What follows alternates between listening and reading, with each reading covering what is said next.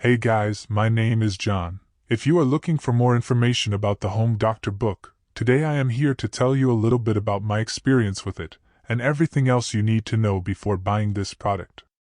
I also have some very important alerts for you guys. So pay close attention until the end of this video, okay?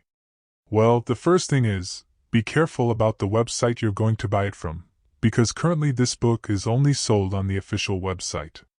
If you don't buy from the official website, you can get a fake product, or even spend your money and don't get any product at all. So, to help you out, I've left the link to the Home Doctor official website in the description of this video.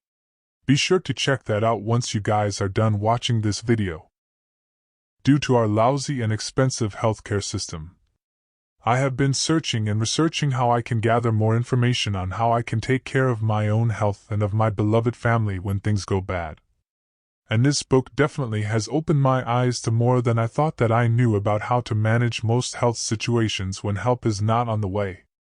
The Home Doctor has literally everything you need to know about treating common illnesses that don't require a doctor's visit. It's a 304-page guide to practical medicine for every home.